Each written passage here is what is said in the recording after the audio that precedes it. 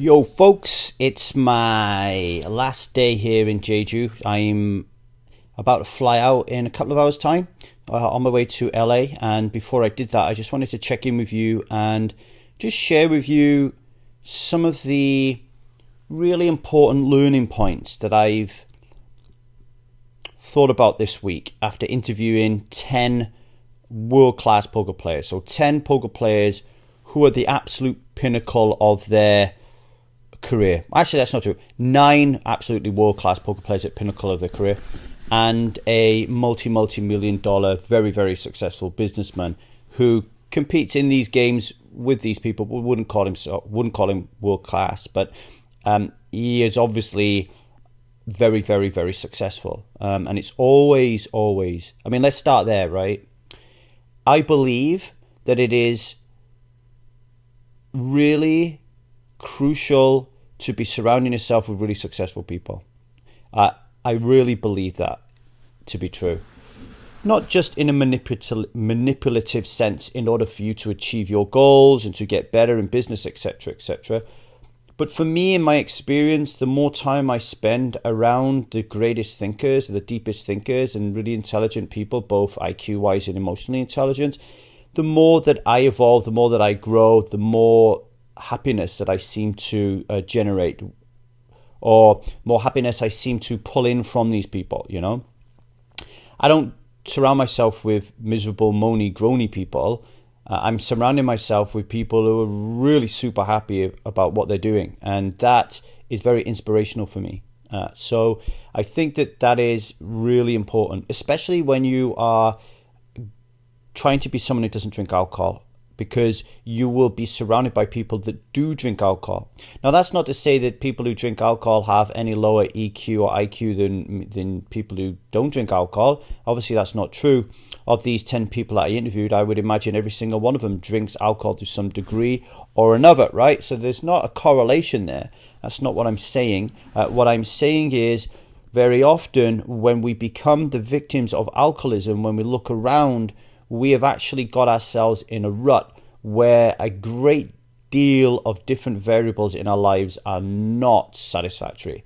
One of them could very possibly be environment, the places that we're spending our time, and another one will be our tribe, the people. Who are the people we are spending our time with?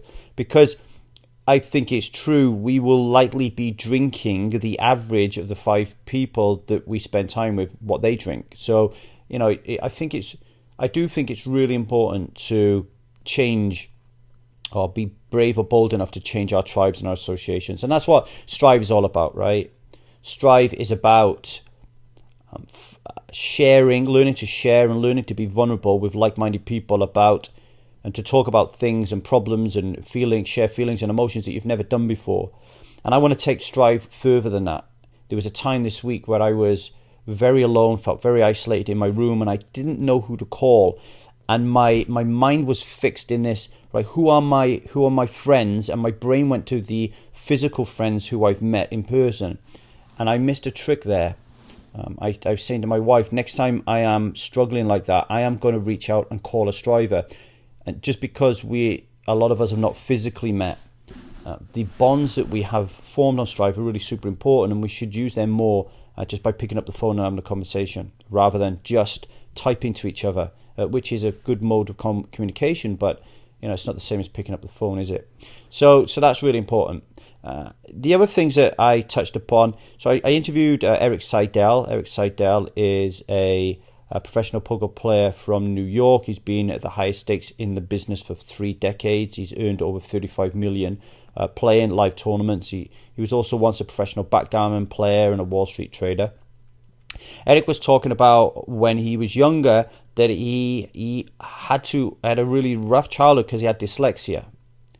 And it's interesting because Richard Branson had dyslexia, the IKEA CEO had dyslexia. I'm not sure if the Walmart CEO had dyslexia, but I know through reading autobiographies that dyslexia, can't even say it, I'm dyslexic, dyslexia has been in a lot of successful people's lives, which shows me that it's not a bad thing to have a really difficult childhood, because it it creates within some of us a real hardness and a dedication and a motivation to succeed more because of that challenge, right? So, I noticed when Eric said that he had dyslexia, I noticed that it was prevalent in a lot of famous world-class people. So that is something to bear in mind. Like if you have dyslexia or stutter or something else about you that you feel is holding you back socially or culturally, then we don't need to give up. Like we need to draw inspiration from the likes of Richard Branson, from the likes of Eric Seidel, and say, well, hang on a minute, these people went through really, really tough times in their lives and they made it. So I think that is super important, because a lot of us, when we think about the problems we have with drinking alcohol, we won't be happy with what's going on in our lives. We will find our lives to be very difficult in one area or another. Hence the reason we're using alcohol as a way of trying to deal with that, whether that would be voices in our heads telling us we're not good enough, a job we hate, a relationship we don't like, trauma from a horrific incident that happened to us when we was younger. Whatever, it's a challenge there that we're facing, that we can take inspiration from people around us who have reached the top and say, well, hang on, if they could do it and they're flesh and blood, then so can I, right? The other thing important to point out is this challenge, this issue that people have or had when they were younger, which led as a catalyst to greater things, isn't a consistent theme in poker. So although I interviewed a lot of people, and I have interviewed a lot of people at the highest stakes in poker who have had challenges when they were younger. Rob Young was another one that I interviewed this week, who spent most of his childhood caring for a severely disabled sister, and he wanted to earn his first million so he could help his sister live.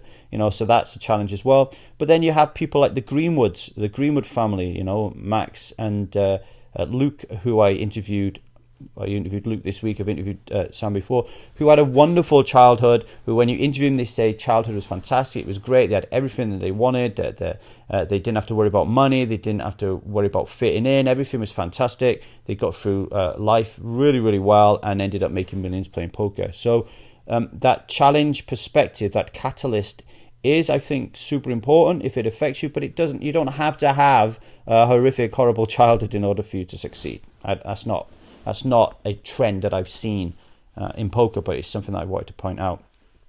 The other thing that Eric said, which I think was super important, when I asked him what makes him stand out from the crowd and what has made him successful, is he said it is his unique perspective on life.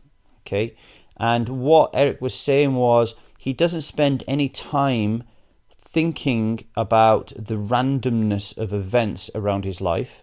He doesn't think too much time pondering about the future, and he doesn't think too much time lamenting on the past.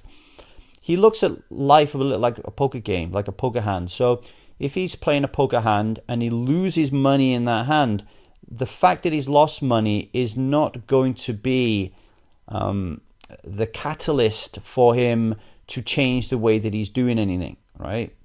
Whereas someone like me, when I try to be a professional poker player, if I lost a lot of money, then I would be thinking to myself, why have I lost money? That would be the foundation from my line of questioning. With Eric, it would be, did I play the hand most effectively? Taking out the result. So for Eric, it's about the process. Did I apply my logical thinking? Did I apply myself in the process here correctly? And if I did, it's irrelevant whether I won money or not, because in poker, there's an element of luck. So there are statistical probabilities for every hand. If you're 85% likely to win a hand, then you're a big favorite. But 15% of the time, you're going to lose that hand. So the great poker players in the world, they learn that when they lose that hand with an 85 probability of winning, that, hey, I was going to lose 15% of the time anyway, so I'm okay with that. And the real top talents like Eric, they bring that way of thinking away from the poker tables into life. And they start, when random things start to happen to them in life, they look at life through the lens of probability and say, okay, shit like that's going to happen, and it doesn't need to define how I spend my time thinking and lamenting about these things. Because Let's just think about stress and anxiety and depression for a moment, right? They all link to us wanting the world to be different than what it is, right? And people like Eric Seidel, they don't think like that. They think this is the way the world is. This is supposed to happen. I'm supposed to feel pretty shitty right now. I'm supposed to feel great right now. I'm supposed to feel grief right now. But we don't need to let those things completely run riot and take control of our lives. So he's very aware of the role that luck plays, not just in poker, but in life as well. He's very humble about that. And he doesn't spend too much time focusing on things that are out of his control. He focuses on things that are within his control. Okay, and that is a super important thing to remember when you're going through this process of being someone that doesn't drink alcohol. Split things up into two camps. What are the things that I can control? What are the things that I can't control? And I think this is really important as to why at The Truth About Alcohol we don't spend any time thinking about the genetic determinism of alcoholism, right? Because if we start thinking and putting a lot of weight in the gene-based brain disease philosophy around alcoholism, and then we decide to go down the Eric Seidel school of thought of what we can and cannot control, then all of a sudden we cannot control our addiction to alcohol because it's a brain defect, because it's part of our biological makeup. I much prefer to be thinking about it as a psychological issue, as a societal issue, as a cultural issue, something that we then can shift it into the I can change this camp, right? So I thought that was super important. Also with Eric and a lot of high stakes poker players, and why I find it so difficult to even sit them down and interview them, there is a social awkwardness that seems to run through a lot of high stakes poker players. Not all of them, of course, because, the ability to be social is also a fundamental skill in poker. But there is a very definite awkwardness that exists within a lot of people socially, and a different way of applying themselves. It's almost like, let me try to give you an example. So a couple of years ago, I went to San Francisco for an effective altruism summit. And as I sat down with people to talk to them, these effective altruists, these young people in their 20s, early 30s who were changing the world, doing everything they could in their power to reduce pain and suffering in the world. As I sat down with them and I tried to explain to them what I did and what my passions were around effective altruism and helping people become people who don't drink alcohol, I deliver that storyline in a very emotional way and a very story-driven way, right? And the people I was talking to, they were looking at me like, okay, just get to the point. Like they were very rational and very logical, too rational and too logical, to the point where having a conversation with them didn't feel human. It was almost like I was part talking to an android. And I remember coming away from the Effective Altruism Summit feeling really confident that the world was in safe hands, but worrying whether these kids would have the ability to spread their message, because the world exists around the axis of story and emotion, not rational and logic, right? Because you need to touch people's hearts, in my opinion. And what I found with Eric, what Eric was sharing was, when he was younger, he had a very social awkwardness about him. He couldn't really fit in. He wasn't really comfortable around girls and making friends. And he said that when he came into poker, when he looked around, he saw people who were very similar to him. And he was able to build and connect with people who were like him. So it's like a lot of socially awkward, shy people all getting together and learning to have fun time with a lot of socially awkward, shy people, right? And I've seen that in poker. I've seen, when I was in school, the world was very black and white. You were either a nerd, or you was very sporty, and the sporty people picked on the nerds, and the nerds had a really tough time but did really well intellectually, and the sporty people seemed to have a great time but they didn't do very well intellectually. You don't do the math, you can figure out who had a decent life moving forward into the future. It's probably the nerds probably ended up getting most of the best jobs, and the sporty people probably ended up lamenting why they fucked about in school. But it was a very, very polarized dynamic when I was in school.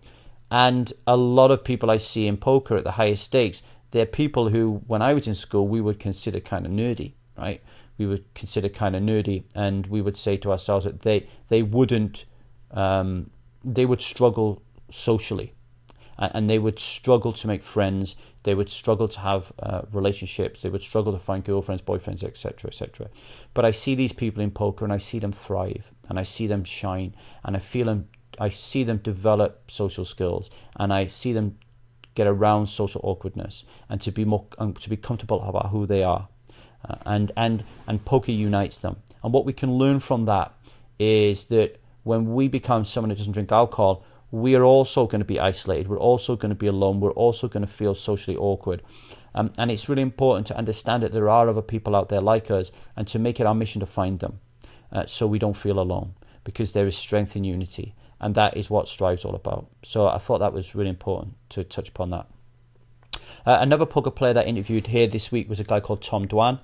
Tom Dwan was one of these youngsters who made millions and millions of poker in the early days of online poker. So there was a time around the Chris Moneymaker era, I think 2013, about 10 years ago, where a guy called Chris Moneymaker, he won an online poker tournament for £83, I think, $83, and he won, and for playing for $83, he won a seat into the World Series of Poker main event, and he won 2.3 million.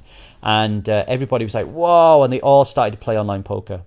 And people like Tom, who was excellent at online poker at that time, they benefited greatly, and they won millions and millions of dollars just sitting at their home on a computer playing poker against other people who were not as good as them, right?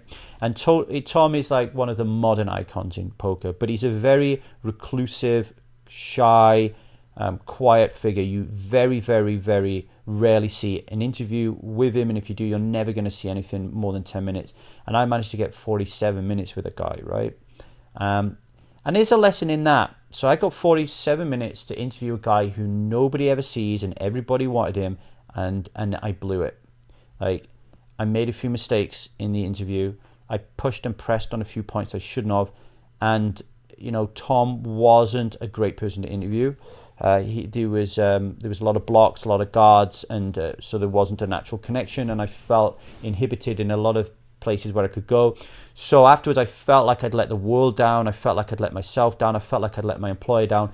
And then I had a brief moment to just kind of relax and talk it through with myself. And then I realized that, Haley, you did the best you could at that time. Probably the reason it didn't turn out so well is you over-tried. And I know that if I ever interview him again, or another person very like him, I'll do things very differently, because I've learned from that mistake. And it's very similar when you try to be somebody who doesn't drink alcohol, and maybe you make the mistake of leaving Strive too early, or you make the mistake of not taking the taste, or you make the mistake of not applying yourself in the intensive, or you make the mistake of having a drink of alcohol. It's really important to just learn and understand that these so-called mistakes, failures, whatever label we have put on them, we don't need to look at them under a negative lens. We can look at it and say, this is part of the process, this is part of growth, this is part of learning. We are sometimes going to make some mistakes. And as Eric Seidel says, there is absolutely no point in me continually lamenting over a lost opportunity with my Tom Dwan interview. It's gone, it's done. There's nothing I can do about it except for learn from it and move forward into the future. So super important. One of the things that Tom talked about that I thought which was really important was, he said that when he was a kid, he didn't like to do things blindly. So when he was in school, if someone said to him, this is the homework you have to do, or you need to understand Pythagoras' theorem, or Boolean algebra, or you need to put a full stop after this sentence, or you shouldn't use a semicolon, or you need to write like this or that, Tom would always be saying why. And if the why didn't mean the right thing to him, if it didn't make sense to him, he wouldn't do it. He would battle against it. And you hear about this a lot. I was definitely that type of kid. The kid who the educational system as it stands is not designed to help us. It's not designed to get the best out of us. We need more, we're more challenging, we're asking more questions, right? And you will know that the truth about alcohol philosophy, underpinning that, is the awareness and the understanding that the reason so many of us suffer from the death effect, and we're not even aware that alcohol is a problem, is because we suffer from what I call the zombification of life. We are the walking dead, or as James Victory, the author of Effect Perfection, says, we're the working dead. We operate on a daily basis, not really thinking. It's like our brain is switched off, okay? And people like Tom, their brain is not switched off. They are more alive, they are more awake, they are more alert, they're asking these questions, and that line of questioning is going to take them to meet different people and to be in different situations and different environments and different challenges that are going to accelerate their growth. Okay, so Tom is saying, by asking the question why all the time, he's not going to be penned into a box. He is not going to follow a blueprint. He needs to be an individual. And if you think of people like David Bowie, if you think of people like the Beatles, if you think of people like Elon Musk, I mean, you can go on and on and on, right? These are people who refuse to follow the status quo. And the status quo when it comes to drinking alcohol is why we all ended up fucked up. And what we're all trying to do now is to find the courage and the conviction and the bravery to stop following the path of least resistance and to start trying to find and embrace our individuality, our creativity. And we can do that by being inspired by people like Tom, by starting right now to ask why. Why do I drink alcohol? Why is it so difficult for me to stop? Why do I go to work every day and spend 80,000 hours of my life in this job that I don't like? Why am I arguing with my wife all the time?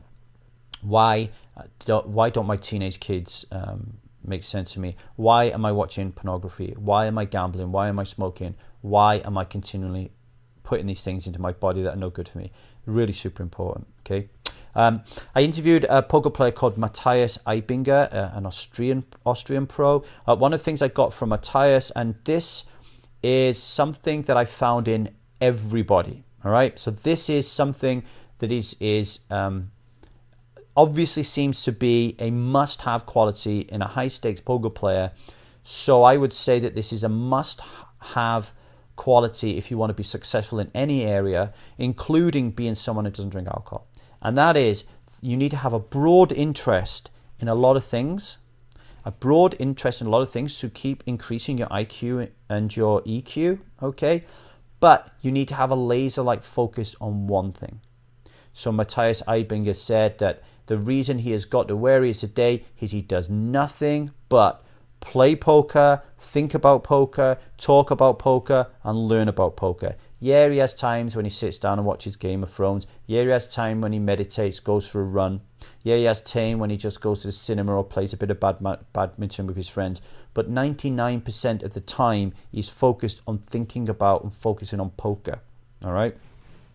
This was unanimous across the plethora of everybody that I've interviewed at the highest stakes of the game, is this dedication to it. I think Daniel Devores, a Canadian lad that I interviewed yesterday, he said it. Like, he said, you will never find someone at the highest stakes of poker who just like messes about, looks at the game every now and then, doesn't work hard, and just, you know, they might get a few lucky results, but they're not going to consistently be able to stay where they are, right? It's exactly the same if you want to be someone that doesn't drink alcohol. You should be listening to podcasts every day. You should be reading every single book that's out there. You should be taking the taster. You should be taking the intensive. You should be doing the homework every day. You should be putting all that homework ahead of everything else in your life. You should be putting alcohol number one. Yeah, you should be interested in a broad range of things. You should be interested in your family. You should be interested in your career. You should be a great mother or a father. You should be a great wife or a husband. You should be interested in meditation, exercise, fun, and all those type of things. But you need a laser-like focus on becoming someone who doesn't drink alcohol. Only then will you get there. Only then will you move through the six stages of truth about alcohol and get to the point where you're ready to turn around and serve others. That you can go into any environment and you never think about alcohol. It's that laser-like focus on it. And I'm sorry, folks, but this is the one biggest failing that I see consistently with people who cannot become people who don't drink alcohol. They will take something like the taste. This is the biggest one. They'll take something like the taster, for example. They'll spend a month really working hard at it, and then they'll think that they've cracked it, and they won't take the intensive or continue doing the real deep, intense work. They'll keep doing work. They'll keep reading books. They'll keep popping in on Strive and checking in. They'll keep trying to write down their triggers and stuff, but they're not doing the intense work. They're not progressing into areas that are more advanced than the taster, for example. And as a result of that, it isn't that long before they find themselves slipping back a little bit. Imagine trying to be a world-class high-stakes poker player. You go on a training course created by a world-class poker player, and the training course lasts a month. And then at the end of it, you say, that is it. I'm not going to do anything else anymore. And this world-class poker player says to you, yeah, but we have even better world-class experiences that you could take consistently for the rest of your life. So you'll always be working on the right things. You'll always be evolving. You'll always be keeping up with the best parts of the game. The person who turns around and says, no, I don't want to do that, they are stunting the growth. It's not going to happen. These people who reach the highest stakes of the game, they're there. They're going to be there for life. Like, if you're an author, you want to learn more about writing. You want to spend more time doing training courses about creativity and being around world-class writers. If you want to learn to drive, I don't know, you want to play badminton professionally, you've got to keep playing badminton. You've got to keep learning about badminton. If you want to play the guitar to a world-class level, you can't stop, learning and playing and practicing the guitar. Same thing if you want to be someone who doesn't drink alcohol, okay? Back to Daniel Dvorak, one of the things that he talked about yesterday, this is another poker player from Canada, super highly competitive nature. Like a real desire to win. So when they lose, they cry. When they lose, it physically hurts. They hate losing, okay? And I think that is something that we can develop in our a growth here to be someone who doesn't drink alcohol. When we take the vow, I want us to be taking it with that competitive nature, with that fucking fear, driving you for success. I do not want to fail here. I do not want to drink alcohol and keep oscillating here. I need to be super competitive. I need to have this will and this desire to win this game and beat the villain and be the top hero. And the villain is alcoholism and you are the hero, right? So competition, super fun. You see that with a lot of high stakes poker players. The desire to win drives them to be the best. Our desire to win, beat alcoholism, should drive us to be someone who doesn't drink alcohol. I interviewed a guy called Michael Soizer yesterday from Malaysia. Super wonderful guy. What I loved about Michael was he was grounded. He no matter how successful he had become, he was very humble, very grounded. He was a kid. He was just a big kid at heart who was very family orientated. And I think that's important. When we become someone who doesn't drink alcohol, I think it's important to remember our roots, to remember where we came from, who we once were, to enable us to have that empathy and support with the people who were struggling behind us. I think that's really important. I remember when I first became someone who doesn't drink alcohol, there was an aloofness to me. The judgmental nature of me made people question whether I was a Billy Big Potato. And yeah, at the time I defended myself and said, oh, I'm not fucking think I'm bigger and better than you, but I did. And I think, and we've spoken about this before, there's nothing wrong with looking around the pub and thinking to yourself, like Norm Macdonald said it in the podcast, didn't he? I actually think I'm a little bit better than everybody else in here because I'm not drinking. There needs to be, I think that is a good thing if you can keep it in balance and keep it in check, is to allow you to understand that not drinking is a very, very wise choice. And it does mean that you're making better decisions than other people may be in that area of your life, right?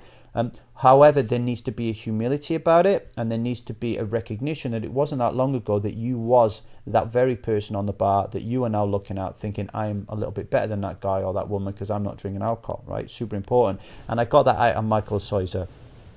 Also, he has fun. For him, poker is fun. Everything he does around in his time outside poker is fun. This is an area missing from my life, I guess. It's not area. I was talking to Kleiss about this. Kleiss is the striver who's helping us introduce the color code personality testing, color code science throughout Strive. And I said to Kleiss, it's really funny because I did my test and I came across as a red stroke yellow. And a red is somebody who is very power hungry, very determined to win, wants to get from A to B as quickly as possible. But I was also a strong yellow, which is I like to have a lot of fun. But everybody who knows me, my wife knows me more than anybody else, will say to me, Lee, you're not having fun. And Clive was saying that my notion of fun is not jumping out of airplanes or playing football or video games. My notion of fun is, helping people become 1 million people that don't drink alcohol. I'm having fun right now doing this. So it's fun, can take on a lot of different guises. But what I saw with Michael was different to me. There was a light shining in Michael about how, for him, risk-taking activities provide him with a lot of fun. So he was sat there with a broken arm with 10 steel screws in a titanium plate because he'd fallen down a mountain in Japan snowboarding. But he said that would never stop him. He'd broken his ankle skateboarding. For him, that challenge, that risky endeavor, that look down the mountain saying, fuck it, I'm going to do this, I think is really important in life. It is definitely a part of our life we are missing when we're a zombie. When we are in the midst of the zombification of life, there's no way we're even thinking about jumping out of a plane. There's no way we're thinking about leaping down that mountaintop. And let me assure you, when I left the railway to create the Truth About Alcohol, and when I made the decision to be someone that doesn't drink alcohol, and when I didn't make the decision because it wasn't mine to make, but when I left the house after my divorce, all three of those things are jumping out of an aeroplane. They're just as brave, they're just as bold, even more terrifying, actually. I can't think of anything more terrifying than leaving a job for 20 years or leaving a relationship for 20 years and having to change again. So really, like, think about this, when you're making that change to be, or that decision to be someone who doesn't drink alcohol, wow, what a change you're making. Like, fucking pat yourself on the back, because it's huge, right? But these challenges, these fun, really good areas of ways of filling the white space. And these high-stakes poker players, if you follow their Instagram, if you follow their Facebook, if you follow their Twitter, yeah, they have a lot of money because they won a lot of money playing poker. But if you watch their lifestyle, it's very interesting. They are canoeing down the Amazon. They are jumping out of airplanes. They are walking through the Grand Canyon. They are visiting Machu Picchu. They are eating in the world's top 10 best restaurants, right? It's I think when you excel in one area of your life, so people often say to me, Lee, why are you vegan? Well, one of the reasons I became vegan is because I became someone who doesn't drink alcohol. Once you reach the pinnacle of some area of your life, it's almost like you're adopting that mindset. I am adopting a mindset of complete and utter holistic growth. And this will cover all areas. And you can get inspiration from these poker players because they're playing a game, all right? A lot of these people would say they could pick any one of you out there and train you and teach you to be a winning poker player, because it's a mental. There's no physical. There is a physical aspect to it, but it's 99.9% mental. They would teach you how to think about the game and learn mathematics and all that kind of stuff, and probability theory, Bayesian theory, and they can teach you that. So we need to recognize that they're flesh and blood the same as we are. It's just that they have really taken action along these areas that I've been explaining to you for the last 33 minutes. Okay, what else was there? They all love what they do. They all love what they do with a passion. So, the freedom module of the intensive is all about that. What are we doing with this 80,000 hours? What job are we in? What career are we in? How are we spending this time? Are we loving what we do? Fucking loving it. They love it. They don't want to do anything else other than poker. They love it, right? Imagine waking up every morning loving what you do. Okay? I love this. I love doing this. And every day I wake up and I know I don't have to write poker article, and all I'm going to do today is focus on the Truth About Alcohol. I love it, and it makes me feel so good, because when you love what you do, there is no stress, there is no anxiety. Or there is, but it's eustress. It's not de-stress. It's beautiful, right? The other thing they all have is freedom. And one of the things that drove them all to be a professional poker player was this desire for freedom. Now, ladies and gentlemen, if I was able for you to experience one moment in my life, like in the future, Elon Musk is working on this, I think it's called Neuralink, where you will be able to experience emotionally and the feeling of somebody else just by tapping into their brain sensors, right? If that worked today, and I could give you one leap, one memory into my brain where you felt how it felt for me in one moment in my life, I would choose the moment I went to bed knowing that when I woke up the next morning, I wasn't a railwayman anymore. I didn't have to wake up to go to work. I can't describe that feeling. That is why I would want you in my head. But I'm telling you, it wasn't until I had that feeling that I realized how stuck I was in this job, how much it defined my life, how much stress and anxiety and depression it created in my life. I was completely and blissfully unaware of the magnitude of it until I left. Okay? So, I offer no forgiveness by being completely and utterly ruthless and a real pain in the ass in the freedom module when I continually fucking tell people how important it is to find the bravery and the courage and the help to leave doing the things that are not working for you, to leave the marriage that is not fulfilling you, to leave the friendships that are not fulfilling you, to leave the job and the careers that are not fulfilling you, to leave the area where you live if it's not fulfilling you. These are really, really difficult things to do, to even think about. But the liberating feeling on the other side of it is so worth it. So worth it. And these people at the highest stakes of the game, they wake up and they do what they like. Yeah, they might choose to play poker for 36 hours straight because they love it. But when they're not playing the game, they can choose to do what the hell they like because nobody is their boss. Nobody's telling them what to do. And that is like super important. There was an intense focus on the now. Whenever I spoke to these guys and I asked them about what their vision was of life, about what goals they had, like 5-10 years out, what regrets they would have when they're going to die, what ambitions they had, almost to a man, okay, they just looked to me as if to say, why would I think about the future? They were hugely intently focused on now. When it came to meaning and purpose, it was all about, well, my purpose is to be the greatest fucking poker player in the world. Okay? And again, it's going back to that laser-like focus of, well, my purpose right now is to be someone who doesn't drink alcohol. Everything else comes second to that. I don't care about my 10, 15, 20-year goals. Now is super important.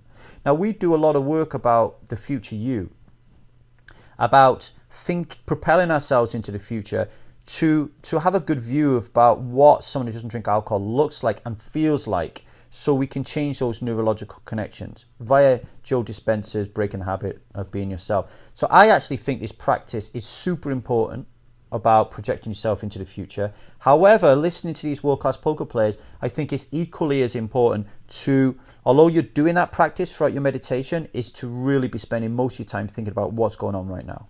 You know, what's going on right now and how can I apply right now? Lastly, the other thing that seemed to be a theme throughout these guys was a love for Stoic philosophy. Okay, so we do talk about Stoic philosophy a little bit in the intensive. Certainly if we don't talk about it openly in that way, there's a lot of things that I've picked up from Stoic philosophy that I've included along the way. But Google The Daily Stoic, okay, Ryan Holiday. It's a great book. There's 365 meditations in there every day where a great Stoic philosopher has done a quote and then Ryan has then modernized that quote.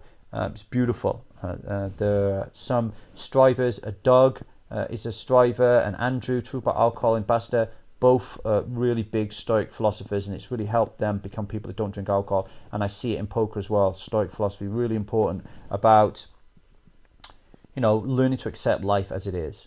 You know, and to be really humble and to just take on the pain and suffering and say, this is life. You know, a lot of us are drinking alcohol because we want to run away from these things, but we can't run away from life. It's folly.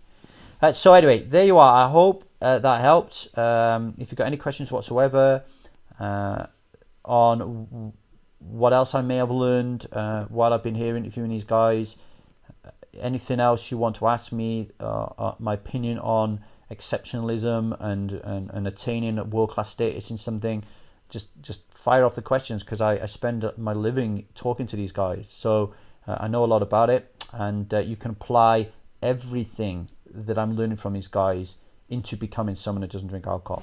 Take care, folks. Until the next time. Bye.